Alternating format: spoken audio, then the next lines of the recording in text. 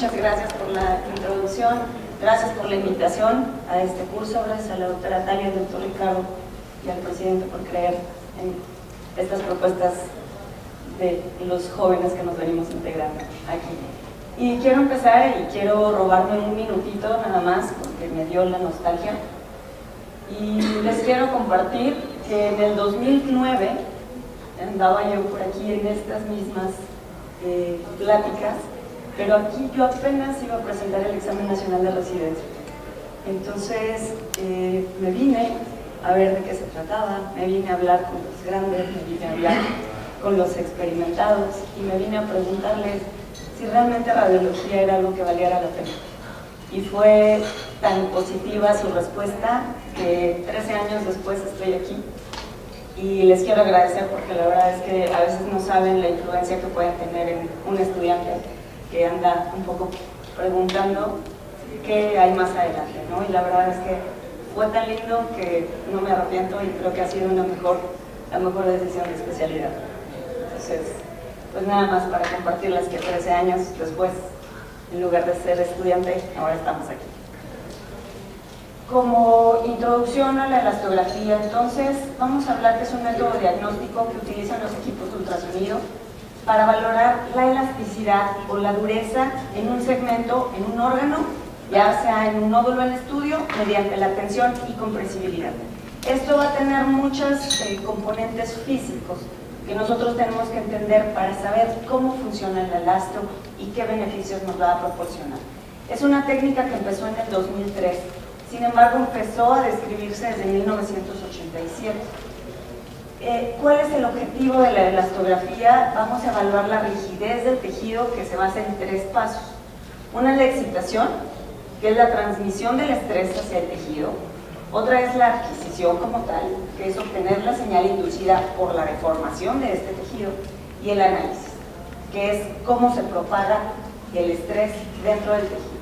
Sabemos que hay 2 tipos principales de elastografía, que es la strain y la shear wave, donde en la strain, que es la más común, la que vamos a tener en muchos de nuestros equipos, es una compresión manual.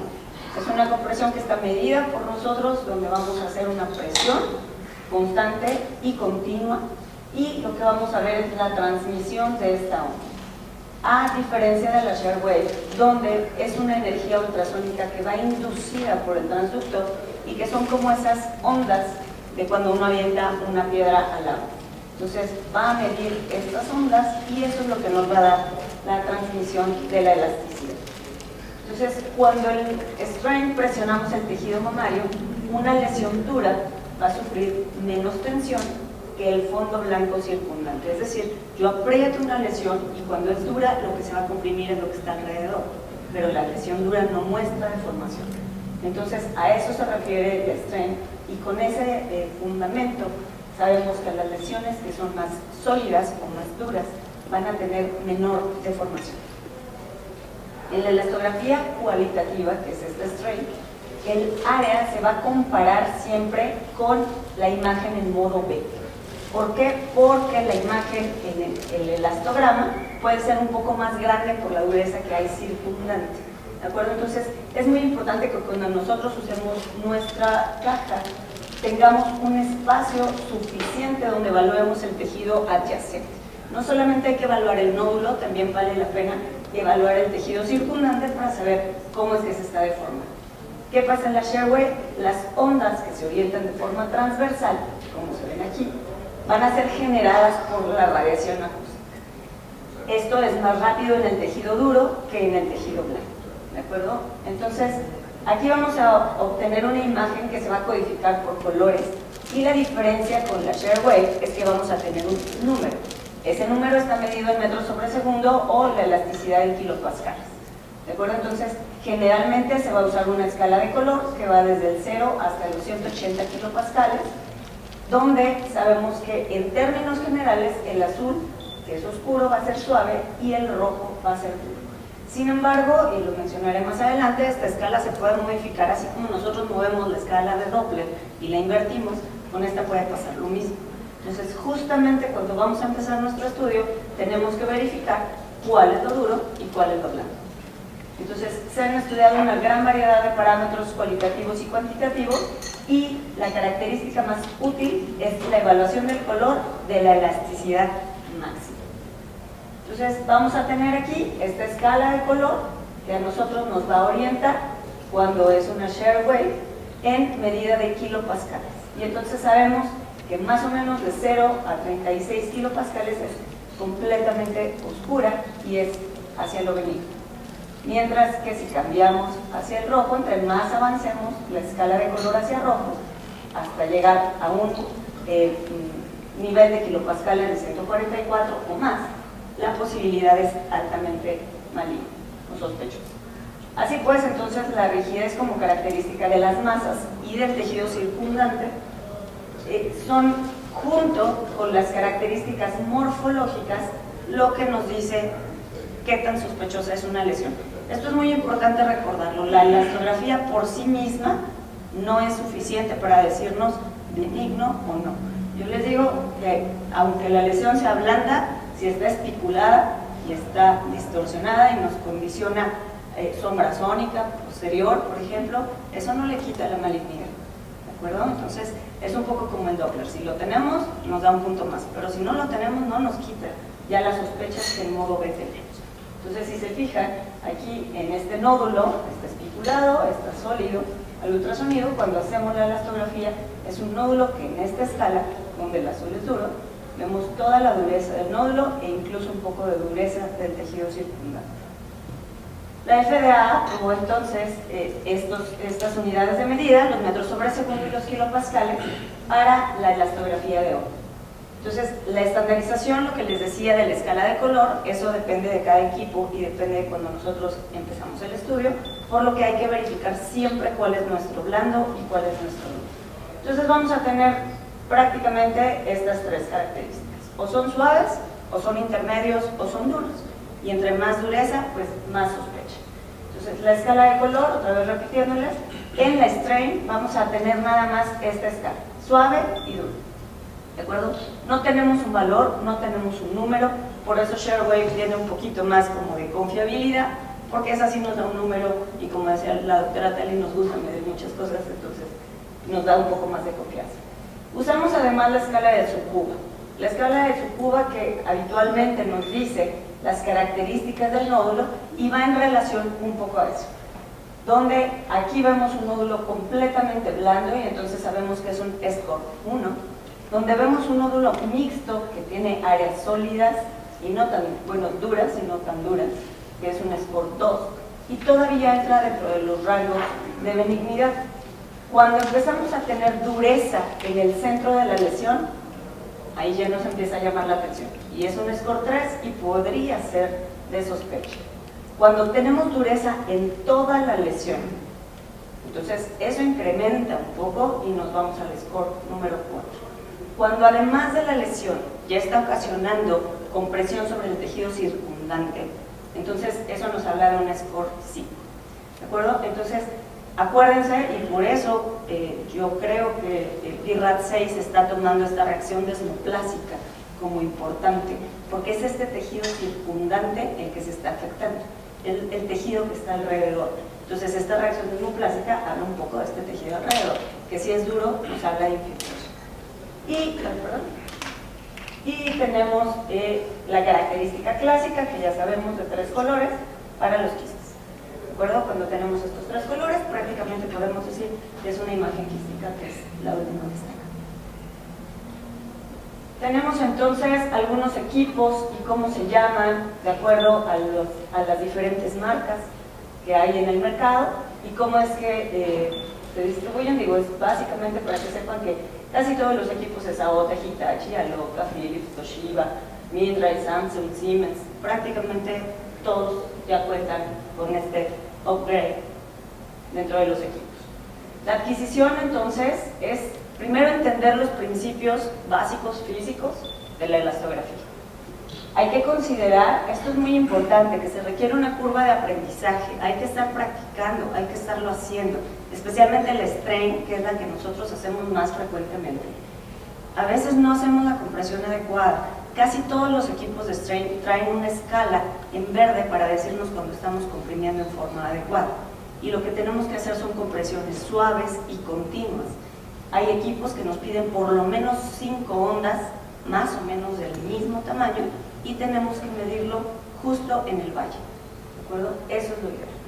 Hay que tener una adecuada colocación del transductor con respecto a la piel, es completamente perpendicular y es una presión suave, es una presión realmente gentil.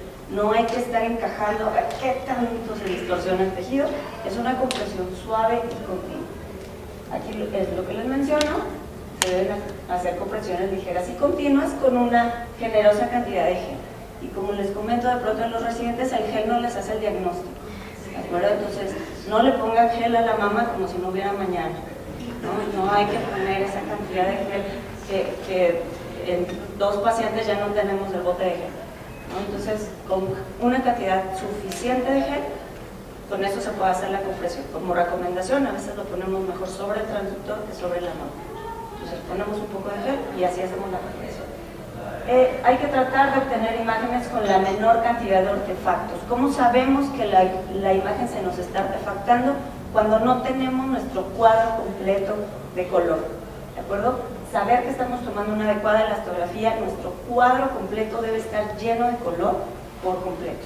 Y en la escala generalmente que nos ponen abajo debe de estar en verde. La interpretación de los resultados, pues bueno, hay que reconocer también la curva de aprendizaje para poderlos interpretar y obviamente en esta medida los vamos a tomar en cuenta. Una vez que hemos hecho varios y que vamos teniendo esta correlación de la elastografía que vamos haciendo, le vamos a dar el justo peso. Hay que detectar la lesión de forma clara, distinguiéndola de artefactos y comparándola con el tejido normal. Por eso hay que abrir nuestra caja un poco más. ¿De acuerdo? También a veces es un error común, queremos caracterizar la lesión y la caracterizamos lo más cercano que podemos. No, hay que darle un poquito de distancia para ver el tejido circundante, lo que nosotros consideraríamos como tejido aparentemente sano. Y dependiendo de la calidad, pues le daremos el justo peso. Las aplicaciones de los resultados, aquí es importante qué le vamos a hacer. Si tenemos masas con categoría BIRADS 4A con una elasticidad suave, prácticamente los podemos bajar un escaloncito y dejarlos en vigilancia. El BIRADS 3 puede asignarse hasta en el 20% de las pacientes que acuden a estudios de screening, pero la elastografía, si nos muestra un tejido suave, prácticamente las podríamos bajar a 2. ¿De acuerdo? Y en masas de baja sospecha de malignidad, como 4A, la dureza de la elastografía puede ser capaz de incrementar. Entonces, lesiones que nosotros vemos como de baja sospecha, que no nos parecen tanto, la elastografía, si va suave, entonces podemos bajarla, pero si nos muestra una dureza importante, entonces tendríamos que subir incluso la categoría. Hay quien hace mucho, bueno, más bien, quien le quita un poco de peso al 4A, al 4B y al 4C. Particularmente los que hacemos mama, creo que sí nos interesa mucho que se comprometan en poner 4A, 4B y 4C. ¿Por qué? No es lo mismo decirle a una paciente que tiene la posibilidad entre el 2 al 10% a decirle que tiene una posibilidad del 95%. ¿No? Entonces, ¿qué pasa con un resultado histopatológico? Con un 4A, nosotros estamos apostando hasta que el 90% va a ser benigno. Entonces, si tenemos un resultado benigno, decimos, sí, de 4. Pero ¿qué pasa si yo pongo un 4 en general y es un 4C y el resultado nos dice benigno? Eso es una discordancia histopatológica, ¿verdad? Y eso es muy importante porque estamos dejando ir a una paciente con un resultado benigno por no comprometernos con un BIRADS que puede ser de alta sospecha. Entonces, por eso sí la invitación muy puntual a que se comprometen un poco con el 4A, 4B y 4C, porque de verdad con eso vamos a trabajar después para las biopsias y para los resultados de las biopsias. Entonces, esta elastografía, está incluida en la segunda edición del BIRADS. En la quinta edición se consulta en el apartado de hallazgos asociados en el léxico del ultrasonido, y para la sexta edición se planea que sea incluida como una evaluación adicional de los nódulos mamarios. Ya veremos cómo sale la nueva edición y qué tanto peso le dan realmente a la elastografía, considerando que ya prácticamente todos los equipos cuentan con él. En cuanto a mastografía contrastada, este sí es como un tema que viene muy fuerte en el nuevo BIRADS. Y esto va a ser muy importante. Viene tan fuerte que incluso la ACR ya está poniendo un apartado que es todo un apartado de mastografía contrastada y que dice, ahí les va el tráiler de todo lo que vamos a poner, ¿no? Entonces, quédense con esto, vamos a seguir trabajando. Tan se está siguiendo trabajando que abren la posibilidad a decir, colegas, si alguien tiene alguna propuesta de modificación para el léxico, es bienvenido. Ponen el correo y dicen, por favor, si alguien cree que necesitamos un cambio sustancial, es bienvenido al comité de debates. Entonces, así de importante, así de nuevo y así de cambiante es esto. Entonces, ¿qué es la mastografía contrastada? Pues fue aprobada por la FDA desde el 2011 y su uso ha ido en incremento. No estamos tan acostumbrados a verlos, son pocos centros donde se hace, pero creo que va a ser algo que va a ir ganando mucho auge. Es el resultado del uso de ¿qué? De una mastografía convencional, más el uso de contraste con un software especial. ¿De acuerdo? Entonces, esto es lo que nos va a dar la mastografía contrastada. ¿Y cuál es su principio? El principio se basa en la angiogénesis. En la angiogénesis quiere decir que todos los tumores van a tener una mayor vascularidad, van a desarrollar vasos sanguíneos y con base en eso la captación del contraste va a ser mayor. ¿De acuerdo? Entonces, entre más factores de crecimiento tumoral tengamos, más vascularidad vamos a tener y por tanto serán lesiones más ávidas de medio de contraste. Ha mostrado ser más sensible que la mastografía o que el ultrasonido para detectar malignidad. Y aquí ya tienen unos datos preliminares de una mastografía contrastada versus una mastografía digital, donde la sensibilidad se nos va del 71 hasta el 92% y la especificidad nos sube de un 51 a un 67. Es un poco más moderada, pero si se fijan, sumando las dos características, el incremento que nos da es importante. Para la mastografía contrastada se va a administrar contraste yodado intravenoso y se tienen que hacer dos exposiciones, una de baja energía y una de alta energía. Entonces, por eso es que se necesita un software especial, por eso es que no cualquier mastógrafo puede hacer este tipo de proyecciones, porque no es solamente una mastografía convencional con contraste, es una mastografía que requiere un procesamiento. Y ahorita se los voy a explicar. Básicamente se usan las proyecciones estándar, cráneo caudal y oblicuo medio lateral. Se requiere un mastógrafo digital con filtros de cobre, y este es un dato importante de los mastógrafos que se usan para contraste, a diferencia de los de wolframio o molibdeno, estos son filtros de cobre. ¿De acuerdo? Necesita un inyector y un software especial. Las imágenes de baja y alta energía se recombinan y se procesan para indicar cuál es el tejido que está alzando, cuál es el tejido que está reforzando. Y está muy interesante. La verdad es que baja energía vamos a tener proyecciones entre 28 a 32 kilovolts, mientras que alta energía va a tener de 45 a 49. Las de baja energía van a ser como proyecciones estándar, casi se van a ver iguales que una masto normal. Las de alta energía solo va a realzar el contraste, es como si hiciéramos una sustracción, como cuando en la angiografía hacemos sustracción y solo vemos el tejido o el contraste, perdón, aquí vamos a hacer lo mismo, es como una sustracción digital. El léxico de mastografía lo vamos a usar para estas que son de baja energía porque es muy similar a la mastografía normal, y el de alta energía vamos a usar un léxico muy similar al de resonancia. En el de baja energía vemos la morfología, en el de alta energía vemos la función, vemos qué tanto está captando el contraste. La proyección de alta energía por sí misma no es diagnóstica, ¿de acuerdo? Porque se ve como borrosa, solo vemos tejido, pero eso lo tenemos que correlacionar con la otra proyección. La de baja energía va a ser una dosis similar a la masto normal, mientras que la de alta energía va a tener una dosis por encima entre el 25 al 50%, un poco más, que igual como lo vimos ahorita con la doctora, también la tomosíntesis incrementa, por ejemplo, esta dosis, pero el riesgo contra el beneficio vale la pena. Entonces tenemos estas proyecciones, si se fijan, estas son las de baja energía, que es como una masto normal, y estas son las de alta energía. ¿De acuerdo? Entonces esta es una proyección que se ve como borrosona, pero que lo que nos llama la atención es todas estas zonas más blancas que van a ser las zonas que captan el contraste. Y ahorita se los voy a explicar un poco. Existe cierta evidencia de que la mastografía contrastada puede ser útil para varias indicaciones. Todavía está en estudio, todavía están viendo a quién sí, a quién no, a quién le funciona más. Entonces, están trabajando en pacientes que tienen que ya tienen cáncer de mama y quieren ver la extensión de la enfermedad. Quieren ver la respuesta a la quimioterapia neoadyuvante, tamizaje de pacientes con riesgo intermedio y alto, y se ha propuesto como una alternativa a la resonancia magnética para pacientes que no sean candidatos. El hecho de que nosotros metamos contraste nos da parámetros muy similares a la resonancia.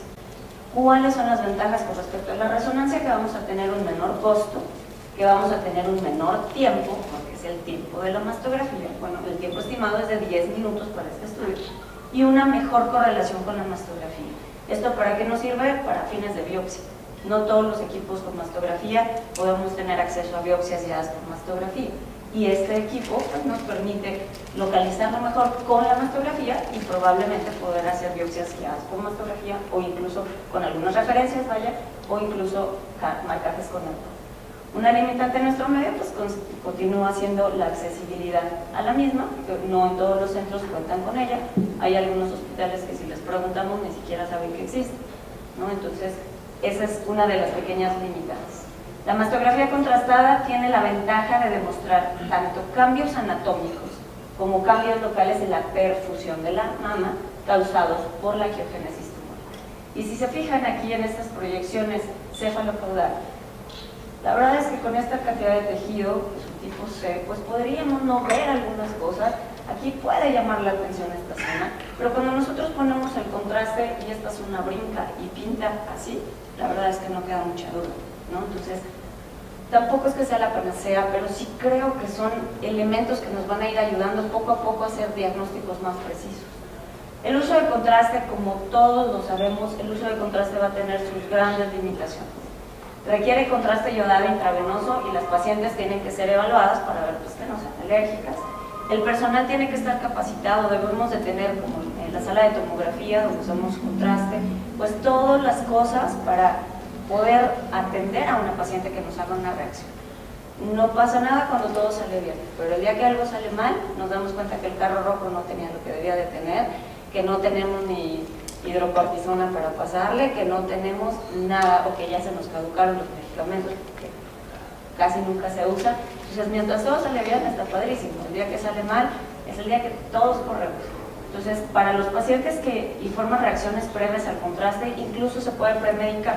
Entonces, eso nos baja un poquito la reacción que pueda tener el paciente. Hay algunos lugares que hacen pruebas cutáneas, se los inyectan subdérmico en el dorso de la mano, esperan 5 minutos y si hace reacción, ya no se los pasa. Entonces, el beneficio potencial debe de sopesarse contra los riesgos que implica el contraste. La dosis que nosotros vamos a usar de contraste más o menos está en 1.5 mililitros por kilo de peso, considerando contraste yodado de 300 más o menos. ¿De acuerdo? Entonces va a estar en función del peso corporal de la paciente y es muy importante, aquí sí es muy importante contar con un inyector porque se tiene que pasar a un caudal de 3 mililitros por segundo. ¿Y esto por qué? Porque la mastografía contrastada lo que sí tiene son tiempos específicos para tomarse. Nosotros tenemos que empezar a tomar las proyecciones de mastografía a los 2 minutos de pasado el contraste. Entonces sí es muy importante tener un control del tiempo, porque si nosotros tenemos un inyector manual, que es el técnico, pues ahí ya se nos fue, ¿no? Entonces, ¿y qué pasa en muchos lugares? Porque no tenemos opciones, ¿no? Y yo se los digo desde mi experiencia en el ISSSTE, nuestro inyector manual es el técnico. Entonces, pues pasar 80 mililitros a bolo, la verdad es que sufrimos bastante. Entonces, obviamente, sí necesitamos un inyector con este caudal y, muy importante, como todos sabemos, al final pasar con solución salina para que el contraste entre por completo y lavar la guía. Después de un retraso de 2 minutos, la paciente se empieza a colocar para la mastografía estándar en 4 proyecciones y se van a tomar 2 exposiciones para cada proyección. ¿Qué es esto? Justo esto. Entonces, se aplica el contraste, empiezan a correr 2 minutos.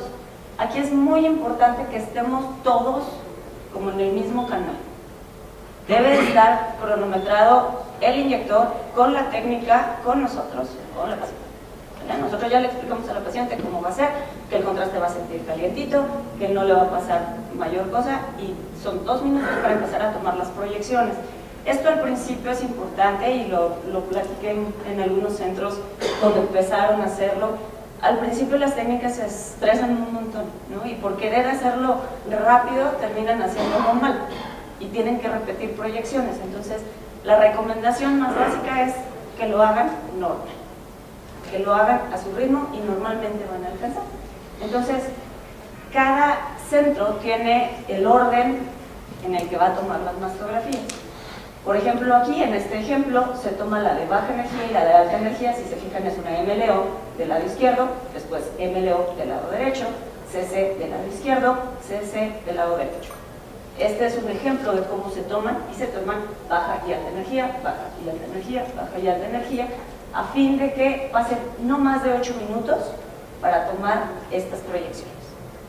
¿De acuerdo? Si nosotros nos pasamos de los 10 minutos, el contraste se elabora. Ya lo perdemos. Ya. Se fue. ¿Vale? Entonces, por eso es importante tener un protocolo. No hay que hacerlo más rápido, no hay que hacerlo diferente. El protocolo que sigan. Por ejemplo, el protocolo que siguen en FUCAM es que toman primero la mama en CC no sospechosa. La que sigue es la mama sospechosa en CC. Después, la mama sospechosa en MLO. Y la mama no sospechosa en CC. ¿Por qué? Con eso lo que ellos proponen es que la parte central donde tiene la mayor concentración de contraste es donde están haciendo las proyecciones de la mama de sospecha. Entonces, por eso empiezan con la no sospechosa, la sospechosa, la sospechosa, la no sospechosa. ¿De acuerdo? Entonces, ¿cómo lo toma cada centro? La verdad es que varía un poco. Lo importante es tomarlas todas, tomarlas bien y tratar de evitar proyecciones innecesarias. Entonces, lo que sí podemos hacer es que si nos sobra tiempo y necesitamos alguna proyección adicional, una lateral a 90, lo podemos hacer. ¿De acuerdo? Entonces, esa es una ventaja de tener un protocolo ya bien establecido. El orden varía según el lugar, como se los mencioné. Si hay un seno que requiere especial atención, pues habitualmente en otros centros son las que toman primero. Si necesita una vista adicional, pues también se puede tomar mientras estemos dentro de los 10 minutos. Y el tiempo total, otra vez repitiendo, de 7 a 10 minutos es el máximo. La compresión total de cada proyección depende de la composición de la mama y del grosor de la mama y puede variar de 2 a 20 segundos. No es mucha diferencia, por ejemplo, con la tomosíntesis. Más o menos nos tardamos el mismo tiempo. La mastografía contrastada no ha sido estudiada en pacientes con implantes. Esta es una de las limitaciones que tenemos todavía para la mastografía contrastada. Y no es preciso para evaluar la integridad del implante. Entonces, para implantes parece que no va a ser como la mejor opción. Y el ACR ya nos empieza a marcar cómo va a ser el léxico de la mastografía contrastada, así que va a ser otra cosita que nos tenemos que aprender de repente. Y bueno, vamos a ver nuestra plasticidad cerebral. El realce del parénquima de fondo va a ser ahora. Hay 4 categorías, que es mínimo, que es leve, que es moderado y que es marcado. Ojo, todas estas van a ser imágenes recombinadas. ¿De acuerdo? Todas estas son las imágenes que les decía como en sustracción digital, ¿no? Donde lo que vamos a ver es el contraste, porque al final esta mastografía lo que nos interesa ver es cómo está reforzando ese tejido. Entonces, cuando hay un realce mínimo, donde prácticamente no tenemos ninguna zona, donde hay un realce leve del tejido glandular, donde hay un realce moderado y donde hay un realce marcado del tejido glandular. Las lesiones que sean evidentes van a ser en comparación con el fondo, ¿no? Como cuando nosotros decimos hiperdenso, entonces es porque lo estamos comparando con el tejido adyacente. Entonces, vamos a ver, por ejemplo, lesiones que tienen como esta, una es muy baja la evidencia que tiene, como esta que es moderada o como esta que es alta. ¿Cuál les parece de más sospecha? La alta. ¿Por qué? Porque estamos hablando de angiogénesis, de neovascularización, y estamos hablando de que son lesiones que van a captar más contraste. ¿De acuerdo? Entonces, obviamente, entre más intensa sea la captación, pues quiere decir que tiene más vacíos. Vamos a hablar también de masas, y dentro de las masas, como de que estamos acostumbrados al léxico visual, vamos a hablar de la forma. Vamos a hablar que la forma puede ser oval, que la forma puede ser redonda y que la forma puede ser irregular, ¿de acuerdo? Así como lo manejamos en el ultrasonido. ¿Cuál es la diferencia? Decimos, ¿por qué si es oval va a ser algo maligno? Si se fijan, este es un ductal invasivo. ¿Por qué? porque estamos hablando de neovascularización. No estamos hablando de un nódulo que vimos en ultrasonido, estamos hablando de un nódulo venoductal invasivo. Dentro de las masas también tenemos que ver los márgenes, si los márgenes son circunscritos, si los márgenes son no circunscritos, tenemos las dos opciones, que es irregular o espicular. Claramente, los márgenes espiculados vuelven a ser de más alta sospecha. Las masas también le vamos a evaluar la característica del reforzamiento. Si el reforzamiento es homogéneo, si el reforzamiento es heterogéneo dentro de la lesión o si el reforzamiento es en anillo. Por ejemplo, los reforzamientos heterogéneos son un poquito más de sospecha. Los en anillo, como esta paciente, lo que tenía era una necrosis grasa. Esta paciente tuvo una lumpectomía y tiene ahí una necrosis grasa en esa zona y eso hace que la captación sea en anillo. Entonces, esta es una lesión benigna, pero hay que correlacionarla con los de baja energía y con los antecedentes de la paciente, por supuesto. La distribución, bueno, ahora lo que ya hemos visto de forma muy importante, viene este hallazgo no masa, pues también viene este reforzamiento no masa, igual que en la resonancia, y lo que tenemos que ver es cómo se distribuye. Esta es una de las grandes bendiciones que tenemos. Se hace una resonancia de esta paciente y encontramos prácticamente las dos zonas que correlacionan. Entonces, bueno, esta paciente aparte nos habla de bilateralidad, así que su pronóstico y su tratamiento cambia de forma significativa. Las limitantes, pues obviamente el hecho de que tenemos que aplicar contraste va a ser una limitante porque no todos los pacientes les podemos aplicar contraste. Las pacientes que tengan alteraciones de la función renal claramente no lo podremos hacer. Sabemos que van a requerir ayuno por la administración de contraste. El incremento de la dosis de radiación que puede ir del 20 hasta el 80%. Y lesiones cercanas a la pared o las porciones mediales, la verdad es que va a costar mucho trabajo poderlas identificar con estas proyecciones. Los puntos importantes es que sí nos van a resolver algunos hallazgos inespecíficos que tenemos en la mastografía convencional, que le están usando para planeación preoperatoria, para valorar la extensión de la enfermedad. Es una alternativa muy asequible a la resonancia magnética, lo que comentaba la doctora Tali también, cuando tenemos acceso a la resonancia magnética. Es muy posible que esta tecnología empiece a llegar un poco más fácil que muchos tubos de resonancia. Se puede monitorear con precisión la respuesta a la terapia neoadyuvante y esto es muy importante porque a veces lo que hacemos es una prox de cómo va la respuesta a la neoadyuvancia y lo más certero que a veces tenemos es el ultrasonido, pero no siempre nos da como la respuesta. Entonces, esta es muy precisa porque estamos viendo qué tan árido es la captación y cómo va la zona y si es que realmente se va reduciendo. Las áreas de investigación van a incluir sistemas de biopsia guiadas con mastografía contrastada y aplicaciones de inteligencia artificial. Es lo que se viene y creo que no hay manera de que sustituyan los ojos del radiólogo, pero sí creo que somos grandes aliados de estos desarrollos tecnológicos dentro de nuestra área. Como conclusión, entonces, tenemos que la evaluación adecuada de la imagen mamaria, como lo hemos estado viendo en el transcurso de la mañana, es un reto. Es un reto para quienes hemos hecho mama, es un reto para quienes somos radiólogos en todas las demás áreas. A veces todos hemos tenido que ver una mastografía, nos guste o no, y nos hace sudar un poco. Entonces es un reto, pero esto nos compromete, o creo que nos puede comprometer a mantenernos actualizados, ver qué hay nuevo, apoyarnos entre nosotros mismos, ¿no? Somos colegas y creo que estamos para apoyarnos en función del bienestar del paciente. No es como, yo sé más, o ella qué tonta, no lo vio. No, creo que estamos para apoyarnos. Entonces, el uso de nuevas tecnologías y avances en la inteligencia artificial nos va a aportar más elementos importantes y bueno, esto siempre, la verdad es que en beneficio de las pacientes. Y bueno, pues por su atención, muchas gracias. Espero no haberlos atendido mucho.